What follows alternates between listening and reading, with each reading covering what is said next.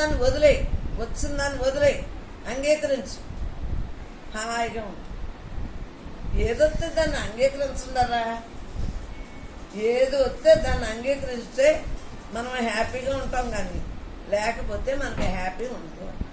ఏదైనా బ్రహ్మార్పణ అనుకుంటే ఆనందో బ్రహ్మగా మిగలగలుగుతాం.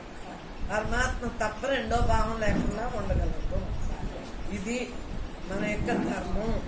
పరమాత్మయే మనం. ప్రతి ఒక్కళ్ళు బ్రహ్మస్వరూపులమే, బ్రహ్మం అయి ఉన్నాము, బ్రహ్మంగా మిగలాలి. అది ఎన్ని రాసుకున్నాయి ఈ పుస్తకాలన్నీ బ్రహ్మంగా మిగలటానికే కదా ఇవన్నీ రాసుకున్నాయి. పరమాత్మ తప్ప రెండో భావన ఉందా? ఆలోచించు. మీరు ఎన్ని ఆలోచించుకున్నా క్రితం జన్మలో ఏ గుర్తు చేసుకోండి, అవి మీ అయినాయా?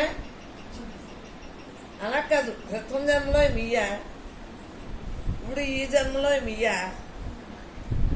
అసలు మీ అంటూ ఏమున్నాయరా? ఈ దేహాన్ని ధరించాం కాబట్టి నాయో నాయో అని ఎదగోవాలి. దేహాన్ని ఇంకా ధరించు, పరమాత్మగా మిగులుతాం. ఇంకేముంటుంది? నేను నాది ఏది? అనేక జన్మల నుండి ఉన్న నేను నాది ఏమైంది? ఇప్పుడు ఏమవుతుంది? ఇప్పుడు మనం ఏం చేస్తున్నాము? నేను పరమాత్మని అనేటప్పటికీ అలా కర్మలన్నీ దక్కైపోయి, అవునా కాదా? బ్రహ్మార్పణం బ్రహ్మార్పణం బ్రహ్మార్పణం దక్కైపోతుంది. ఇంక విడిగా ఏం కావాలి? విడిగా ఏముందని? ఏముంది? ఇది తప్పించేదనా ఉందా? ఎక్కడున్నా ఇదే ఉంది. ఇది తప్పించేదనా ఉందా? ఉన్నది ఇదే. ఈ ఇదేలోనే అన్నీ జరుగుతున్నాయి. నేనే అంతా, ఈ నేనే అన్నా, ఆత్మ అన్నా, బ్రహ్మ అన్నా, చైతన్యం అన్నా, పరిపూర్ణం అన్నా, బిందు అన్నా, సాక్షిభూతులన్నా, దేవుడన్నా, అవతారాలన్నా, ఏదైనా మహాత్ములన్నా ఒక్కటే.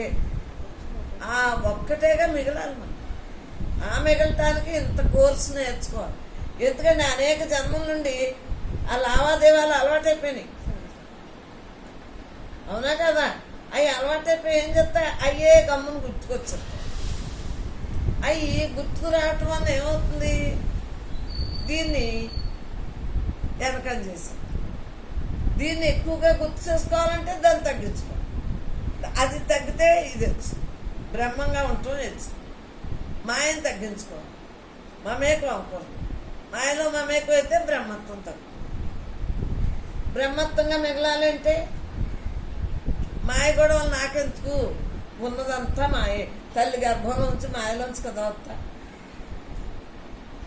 అనేక జన్మల నుండి మాయ కదా. ఈ జన్మ కొత్త వింత. చక్కగా ఆలోచించుతుంది. ఉన్నదంతా బ్రహ్మ, ఉన్నదంతా బ్రహ్మ.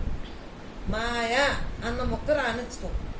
సత్సంగులు అందరూ బ్రహ్మంగా ఉన్నాం, బ్రహ్మంగా మిగులుతా ఉన్నాం, ఆ ఉద్దేశంతో ఉన్నాం. మనకి ఎందుకమ్మా ఎవరో గొడవలు? నీకు ఎందుకే? అంతకుముందు వాళ్ళు ఎవరు తల్లిదండ్రులు? నువ్వు అమ్మా నాన్న ఇళ్ళు ఉన్నారు, పిల్లలు ఇళ్ళు అందరూ. అంతకుముందు వాళ్ళు ఎవరో, ఇప్పుడే ఎవరు, ఎవరికి ఎవరో అని వేదాంతం చెప్పడం కదా. అది అనుభవించడం చంపేస్తాను ముసలమ్మ. ఎవరికి ఎవరో అని వదిలేద్దాం. ఇప్పుడే మనం కొట్టలేకపోతే ఇంకా ముసలి ఇంకేముంటుంది? ఎవరికి ఎవరో అని బ్రహ్మార్పణం చేసేద్దాం.